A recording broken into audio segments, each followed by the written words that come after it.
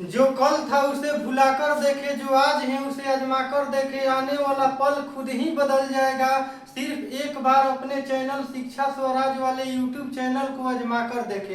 Hello मेरे प्यारे साथियों, आप सभी को नमस्कार। मैं उम्मीद करता हूं कि आप अपने घर में स्वस्थ एवं मस्त होंगे, अच्छा होंगे और अपना पढ़ाई लिखाई ठीक ठाक से करते होंगे। मेरे प्यारे दोस्त, आज के वीडियो में मैं जियोमेट्री का क्लास 2 लेकर आया हुआ है, जिसमें आप लोगों का चित्र सहित एंगल के बारे में बताऊंगा।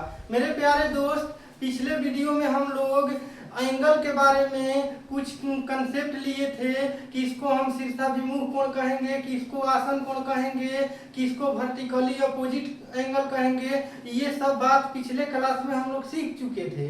आज के वीडियो आपके लिए बहुत महत्वपूर्ण का वीडियो है, क्योंकि इस वीडियो में हम जियोमेट्री का सबसे दिमागी कंसेप्ट बताने जा रहा हूँ। इस कंसेप्ट पर टोटल जियोमेट्री टिका हुआ है। इस कंसेप्ट को जब आप अपना लीजिएगा तो कितना भी जियोमेट्री में हार्ड प्रश्न आएगा तो आपको इस कंसेप्ट के माध्यम से आपको सरल लगने लगेगा। तो आइए देखते हैं कि क्या कंसेप्ट है और उस कंसेप्ट पे कैसे लागू करेंगे क्वेश्चन, तब बतलाएंगे। पहला नंबर कंसेप्ट को सीखिए। तो आइए ध्यान देते हैं कि क्या कंसेप्ट है। मेरे प्यारे दोस्त, सबसे पहला नंबर हमने दो समानांतर लाइन खींचा। दो समानांतर लाइन खींचा जिसका पहला लाइन का नाम एम दिया और दूसरा लाइन का नाम एन दिया। पहला लाइन का नाम एम, दूसरा लाइन का नाम एन। मेरे प्यारे दोस्त, इस समानांतर रेखा को जब भी कोई तिर्यक रेखा काटती है तो हर एक संगत कोण बराबर होगा, हर एक वर्टिकली अपोजिट एंगल बराबर होगा और हर एक अल्टरनेट इंटीजर एंगल बराबर होगा। तो आइए समझते हैं किसको संगत कोण कहते हैं, किसको अल्टरनेट इंटीजर एंगल कहते हैं और किसको शीर्षाभिमुख कोण कहते हैं। तो आइए देखते हैं। सबसे पहला नंबर कोण का हम नाम देते हैं, जैसे कि इसको हमने 1 दिया, इसको 2, इसको 3 और इसको 4, इसको 5, इसको 6, इसको 7 और इसको 8। मेरे प्यारे दोस्त, ध्यान दीजिएगा कि हर एक संगत कोण बराबर होता है। या किसको संगत कोण कहेंगे तो एकदम सामने वाला कोण को संगत कोण बोला जाता है। जैसे कि ये एम वाला रेखा है ना, तो एम के ऊपर वाला कोण लोगे तो फिर एन के ऊपर वाला जब कोण ले लोगे तो दोनों कोण आपस में बराबर हो जाएगा। अर्थात कोण 1 बराबर में कोण 5। फिर इसका नीचे वाला कोण लोगे तो इसका फिर नीचे वाला कोण लेना है, अर्थात कोण 3 बराबर में कोण 7। जब इसका ऊपर वाला कोण लोगे तो फिर इसका ऊपर वाला कोण लेना है, अर्थात कोण 2 बराबर में कोण 6। इसका नीचे वाला जब लोगे तो फिर इसका नीचे वाला लेना है, अर्थात कोण 4 बराबर में कोण 8। इसको हम बोलते हैं संगत कोण। इसको क्या बोलते हैं? संगत कोण, करस्पॉन्डिंग एंगल। क्या बोलते हैं? संगत कोण, करस्पॉन्डिंग एंगल। मेरे प्यारे दोस्त, पिछले वीडियो में हम लोग एक चीज सीखे थे। क्या चीज सीखे थे? कि जहां भी गुना का साइन रहेगा ना, वो आपस में बना कोण बराबर होगा, उसको हम शीर्षाभिमुख कोण कहते हैं। तो इसमें आप देख सकते हैं कि गुना का साइन कहाँ बन रहा है। अब देखिए कितना विद्यार्थी का मन में आता होगा कि सर क्यों ऐसा होता है। तो क्यों अभी मत सीखिए, क्यों का जवाब हम देंगे, लेकिन फिलहाल में सबसे पहला नंबर कॉन्सेप्ट लीजिए, क्योंकि इसी कॉन्सेप्ट पर आपको क्वेश्चन को हल करना है। क्यों हल जब कर लोगे तो आपका आसान लगने लगेगा। तो आइए देखते हैं। यहाँ पर गुना का साइन बन रहा है, तो यानी गुना का साइन बन रहा है तो इसमें 4 एंगल बना। तो यानी हम कह सकते हैं कि कोण 1 बराबर में कोण 4 और कोण 2 बराबर में कोण 3। इसको हम कहेंगे कि शीर्षाभिमुख कोण। शीर्षाभिमुख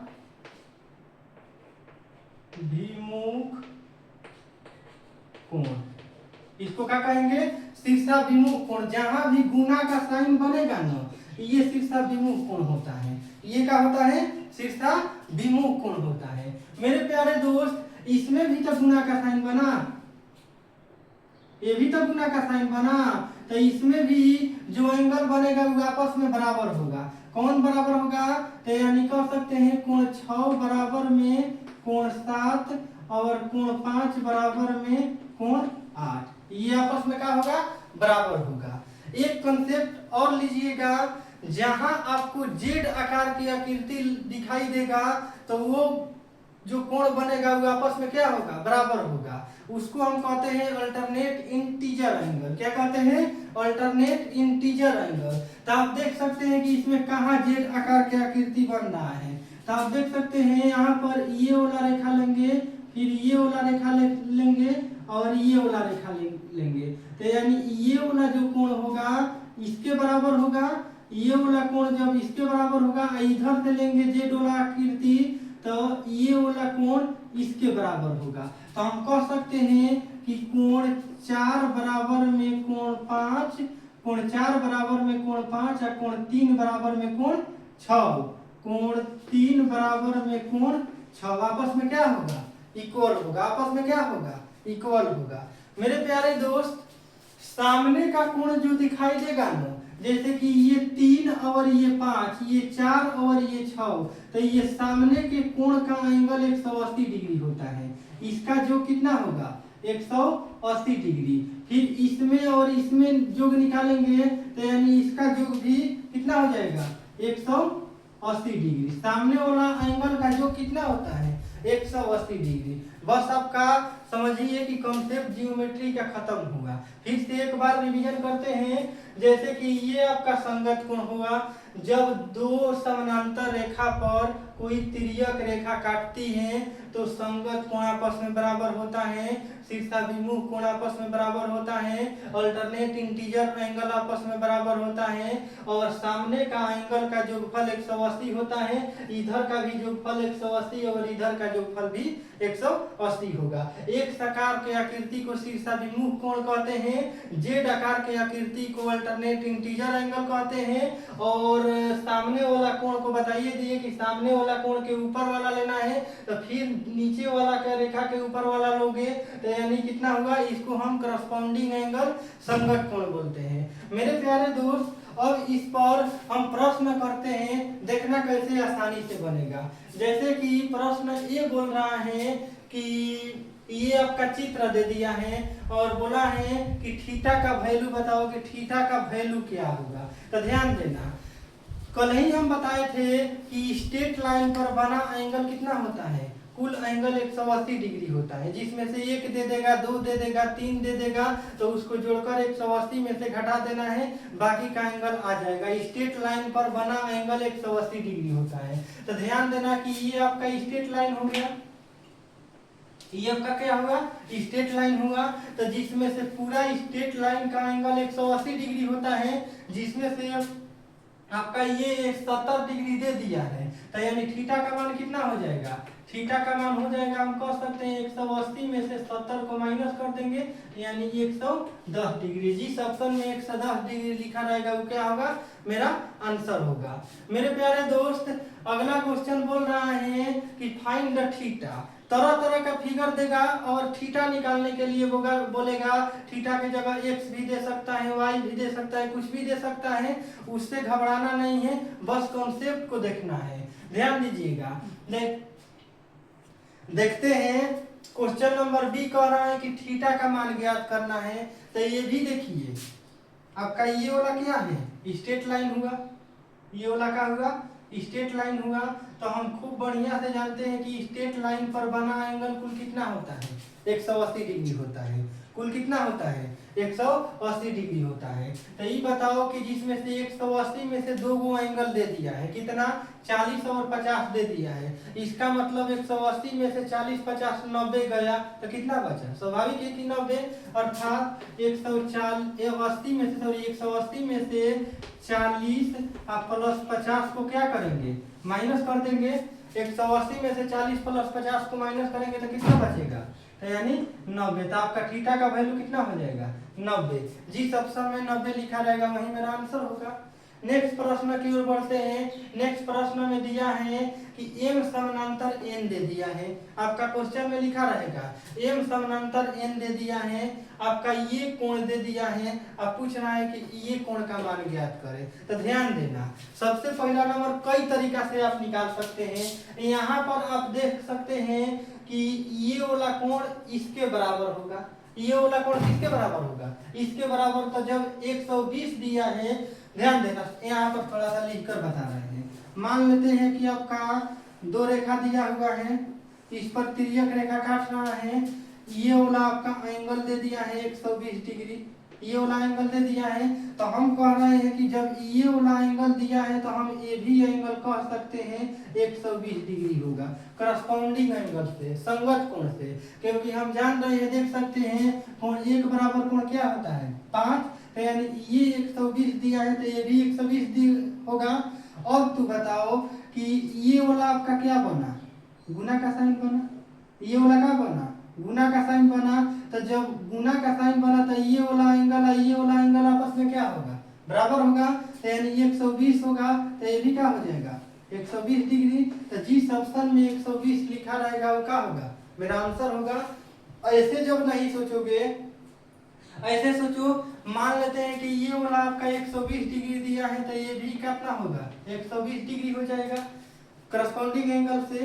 अब ये यदि हम इसको स्ट्रेट लाइन मान लिए, तो इसको जब तू स्ट्रेट लाइन मानोगे तो ये वाला स्ट्रेट लाइन पर बना एंगल कितना होता है 180 होता है। 180 में से ये वाला एंगल 120 दिया है, तो ये वाला स्वाभाविक है कि 60 डिग्री होगा। तबे 60 और 120 कितना हो जाएगा 180 होगा। अब जब ये 60 तू ले लोगे तो ये भी गुना का साइन बन रहा है, ये क्या बन रहा है, गुना का साइन बन रहा है। तो ये 60 होगा तो ये कितना हो जाएगा 60 हो जाएगा। और स्ट्रेट लाइन पर बना एंगल कितना होता है 180 होता है। तो जब ये एंगल 60 हो गया तो ये वाला कितना हो जाएगा, ये वाला कितना हो जाएगा 120 डिग्री। तो जिस ऑप्शन में 120 लिखा रहेगा वो मेरा क्या होगा, आंसर होगा। ये ऐसे नहीं करोगे। अब देखो यहाँ से एक और मेरा कंसेप्ट मिला, क्या मिला कि जब ऊपर वाला एंगल दिया हो, ये कहीं रेखा का ऊपर वाला एंगल दिया हो, उसी रेखा पर नीचे वाला एंगल दिया हो, तो दोनों एंगल का सम कितना होता है 180 डिग्री होता है। दोनों एंगल का सम कितना होता है 180 डिग्री होता है। यहाँ पर भी देख सकते हैं कि ऊपर वाला एंगल दिया है 60 डिग्री, नीचे वाला एंगल दिया है 120 डिग्री, तो दोनों का सम कितना हो जाएगा 180 डिग्री। कभी कभी होगा, मान लेते हैं कि यहाँ पर दो हमने समानांतर लाइन खींचा, इसको तिर्यक रेखा से काट दिया, ये कोण आपका 120 डिग्री दिया है, तो हम कहेंगे कि ये कोण कितना हो जाएगा 120 डिग्री करस्पॉन्डिंग एंगल से।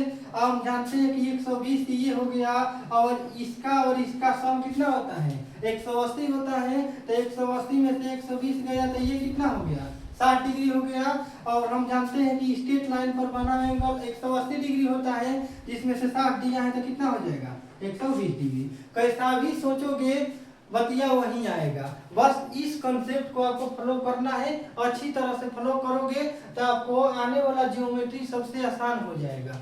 आइए आगे चलते हैं। ये देखो क्वेश्चन क्या कह रहा है, इसको थोड़ा सा ध्यान दीजिएगा। हमने कहा इसको थोड़ा सा हम नीचे का एक सतह लिए, जैसा ही नीचे का सतह लिए तो आपको मालूम चल गया होगा कि सर क्वेश्चन तो बहुत इजी है, लेकिन देखने में कितना टफ लग रहा था। जैसा ही हम सतह खींचे तो क्या हो जाएगा, इजी हो जाएगा। क्यों? क्योंकि ये आपका एंगल 140 दे दिया है। हम जानते हैं कि सामने वाला एंगल का जोगफल कितना होता है 180 होता है। तो जब ये वाला 140 दिया है तो स्वाभाविक है कि ये वाला कोण कितना हो जाएगा 40 डिग्री हो जाएगा। तो वहीं दोनों का योगफल कितना होगा 180 डिग्री होगा। दोनों का योगफल कितना हो जाएगा 180 डिग्री होगा। उसी प्रकार ये वाला आपका एंगल दिया है 60 डिग्री, तो जब ये वाला को एंगल 60 डिग्री दिया है तो ये वाला एंगल कितना हो जाएगा 120 डिग्री, क्योंकि सामने से एंगल का योगफल कितना होता है 180 डिग्री होता है। तो ये बताओ कि ये एंगल 60, ये एंगल 40 हो गया, ये एंगल 120 हो गया। हम जानते हैं कि स्टेट लाइन पर बना एंगल का सम कितना होता है, 180 डिग्री होता है। कितना भी एंगल बने लेकिन उसका टोटल जो फल जोड़ोगे ना तो 180 डिग्री होना चाहिए, स्टेट लाइन पर होना चाहिए। तो इसमें हम देख रहे हैं कि ये 40 हो गया, ये 120 हो गया, तो यानी 160 हो गया। 160 टोटल 180 होता है। तो 180 में से 160 गया, 180 में से 160 गया तो कितना आया, 20 डिग्री। कितना आया, 20 डिग्री। लेकिन प्रश्न क्या बोल रहा है, कॉम्प्लीमेंट्री एंगल क्या बोल रहा है, find the complementary angle of theta. Theta का आपका कॉम्प्लीमेंट्री लेना है। तो हम बताए हैं कि जब भी कॉम्प्लीमेंट्री का बात करेगा तो 90 पर विचार करोगे, और जब भी सप्लीमेंट्री का पर विचार करना है तो 180 पर विचार करोगे। तो इसमें कॉम्प्लीमेंट्री का नाम लिया है तो इसका मतलब 90 पर विचार करेंगे। अब तो 20 का कॉम्प्लीमेंट्री क्या हो जाएगा, तो 90 में से 20 गया तो यानी 70 डिग्री। तो यानी 20 का कॉम्प्लीमेंट्री क्या हो जाएगा, 70 डिग्री। तो जिस ऑप्शन में 70 लिखा रहेगा वो क्या होगा, आपका आंसर होगा। जिस ऑप्शन में 70 लिखा रहेगा वो क्या होगा, आंसर होगा। मेरे प्यारे दोस्त, अगला क्वेश्चन कह रहा है, जैसे ही अगला क्वेश्चन देखोगे मौखिक कर लोगे। कैसे, अगला क्वेश्चन देखोगे तो कैसे मौखिक कर लोगे, ध्यान दीजिएगा। तब तक ले चलो आगे चलते हैं। आओ देखते हैं क्वेश्चन में क्या कह रहा है। गुना का साइन आ गया तो हम क्या बताए हैं कि जब भी गुना का साइन आएगा तो ये शीर्षाभिमुख हो जाएगा। क्या हो जाएगा, शीर्षाभिमुख हो जाएगा। तो शीर्षाभिमुख हो जाएगा तो आपस में एंगल पहला नंबर बराबर होगा। तो इसमें हम देख रहे हैं कि गुना का साइन जब लोगे तो इससे हमको फायदा कोई दिखाई नहीं देता है, क्योंकि ये वाला जब एक से कोई कोण दिया रहता तब न इसके बराबर इसको कर देते हैं। तो यहाँ गुना वाला कंसेप्ट हटाकर यहाँ जेड वाला कंसेप्ट लगाओ। जब जेड वाला कंसेप्ट लगाओगे तो ये वाला देखो जेड आकृति बन रहा है, जेड बन रहा है ना, तो जेड बन रहा है तो ये वाला एंगल इसके बराबर हो जाएगा। तो ये वाला 72 दिया है तो ये वाला कितना हो जाएगा, 72 72 हो जाएगा। कितना हो जाएगा, 72 हो जाएगा। मेरे प्यारे दोस्त, हम जानते हैं कि ये एक प्रकार का त्रिभुज बना, मतलब नाम दे देते हैं ए बी, यहाँ पी क्यू, कुछ भी नाम दे सकते हो। तो यहाँ हम कह सकते हैं ए ओ बी एक प्रकार के ट्रायंगल हैं। हम खूब बचपन में पढ़ते आ रहे हैं कि त्रिभुज का तीनों कोणों का सम कितना होता है, 180 डिग्री होता है। तो यानी एक सेकेंड को इसको साफ कर लेते हैं। यहाँ 20 का कॉम्प्लीमेंट्री यहाँ पर कर लो, यहाँ 20 का कॉम्प्लीमेंट्री कितना हो जाएगा, 70 डिग्री। यहाँ पर ध्यान दो, त्रिभुज का तीनों कोणों का सम कितना होता है, 180 डिग्री, जिसमें से 38 और 32 दिया हुआ, सॉरी 38 और 72 दिया हुआ है। तो 38 और 72 जोड़ोगे तो कितना होगा, और 72 प्लस 38 जोड़ दो तो 72 और 38 जोड़ोगे तो कितना होगा, 8 2 10 की 0, 7 3 10 और 1 11। तो ये आपका हो गया 110 डिग्री। और त्रिभुज के तीनों कोणों का जो 180 डिग्री होता है तो 180 में से 110 गया, 180 में से 110 गया तो कितना होगा आपका, 70 डिग्री, 70 डिग्री हुआ। तो हम कह सकते हैं कि y का वैल्यू आपका हो गया 70 डिग्री। y का वैल्यू कितना हो गया, 70 डिग्री। तो जब y का वैल्यू 70 होगा तो हम कहेंगे कि x का वैल्यू भी 70 होगा। क्यों, क्योंकि ये गुना आकृति बन रहा है, अर्थात शीर्षाभिमुख से दोनों कोण आपस में क्या होता है, इक्वल होता है। प्रश्न बोल रहा है कि x प्लस y बतलाओ, तो यानी 70 और 70 कितना हो जाएगा, 140 डिग्री। जिस ऑप्शन में 140 डिग्री लिखा रहेगा वो क्या होगा, मेरा आंसर होगा। नेक्स्ट प्रश्न की ओर बढ़ते हैं। आइए नेक्स्ट प्रश्न का कह रहा है, आपका P समानांतर R दिया है, P और R आपस में पैरेलल है। अच्छा एक बात बतलाओ, मान लेते हैं कि हम एक यूक्लिलेटरल ट्रायंगल लिए, समबाहु त्रिभुज लिए। तो समबाहु त्रिभुज के प्रत्येक कोण कितना डिग्री होता है, 60 डिग्री होता है। ये भी 60, ये भी 60, ये भी, तीनों कोण कितना होगा, 60 डिग्री होगा। एक बात बतलाओ कि हम क्या काम किए, इसका नाम दे दिए ए बी सी। अब इस ट्रायंगल का हम क्या कर रहे हैं कि थोड़ा सा BC बेस को आगे की ओर खींच रहे हैं, आगे की ओर खींच रहे हैं। और डी तक बढ़ा दिए। इसको क्या कर दिए, डी तक बढ़ा दिए। और बात किए कि ये वाला कोण कितना होगा, ये वाला कोण कितना होगा। तो ये बताओ कि आप कहेंगे कि सर बीडी एक प्रकार का स्ट्रेट लाइन है, स्ट्रेट लाइन पर ये एसी आपका एक उभयनिष्ठ भुजा खींचा हुआ है। तो आप ऐसे भी कह सकते हैं कि स्ट्रेट लाइन पर बना कोण आपस में क्या होता है, सॉरी स्ट्रेट लाइन पर सभी कोणों का जो कितना होता है 180 होता है। तो 180 होता है तो ये तो 60 दिया हुआ है। तो जब ये 60 दिया हुआ है तो स्वाभाविक है कि ये क्या होगा 120 डिग्री होगा। ये क्या होगा 120 डिग्री होगा। तो यहाँ से हम एक कंसेप्ट तैयार किए। क्या कंसेप्ट तैयार किए कि ये 120 कैसे आ रहा है। तो आप कह सकते हैं कि सर ये वाला 60 और ये वाला 60 को जोड़ोगे ना तो 120 डिग्री आएगा। कितना आएगा 120 डिग्री आएगा। अब आप कह सकते हो कि सर ये वाला भी 60 का जोड़ सकते हैं तो 120 डिग्री आ सकता है। बिल्कुल यहाँ पर आ सकता है, लेकिन ये और ये 60 को नहीं लेना है। ये और ये वाला 60 को जोड़ोगे तो 120 डिग्री आएगा, लेकिन ये को मान्य नहीं करना है, ये को मान्य करना है। क्यों? क्योंकि ध्यान दीजिए, मान लेते हैं कि हम एक ट्रायंगल ले रहे हैं, हम एक ट्रायंगल ले रहे हैं। इसका नाम हो गया ए बी सी। इसका नाम क्या हुआ ए बी सी। इस कोण का नाम हम, इस कोण का मान 50 दे दिए, इस कोण का मान 70 दे दिए, और इस कोण का मान कितना होगा, इस कोण का मान हम 60 दे दिए। इस कोण का मान कितना हुआ 60 दे देंगे। तो ये बताओ कि यदि हम बीसी भुजा को थोड़ा सा आगे की ओर एक्सटेंड कर रहे हैं, आगे की ओर बढ़ा रहे हैं, कहाँ तक, तो डी बिंदु तक बढ़ा दिए। तो यानी आपसे सवाल है कि ये वाला तो कोण बताओ।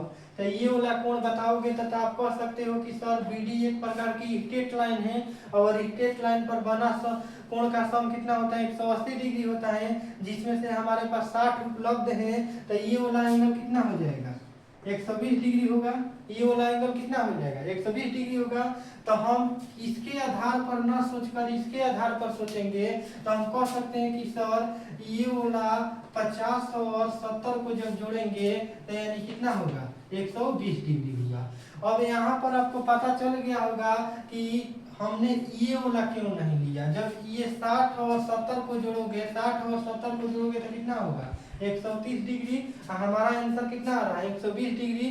तो यानी ये वाला एंगल को लोगे तो ये वाला नहीं आएगा, ये दोनों को ले लोगे तो ये वाला आ जाएगा। अर्थात ये वाला आपका सही होता है, ये वाला क्या होता है गलत होता है। तो यहाँ से हम एक कंसेप्ट सीखे, क्या कि कभी भी किसी भी ट्रायंगल का जो बाह्य कोण होता है वो अब सामने वाला इंटरनल एंगल के सामने वाला अंतः कोण के अपोजिट के योग के बराबर होता है। तो हम यहाँ पर लिख सकते हैं कि यहाँ पर कंसेप्ट लिख लो कि किसी भी त्रिभुज के बाह्य कोण जो होता है उस त्रिभुज के अंत कोण के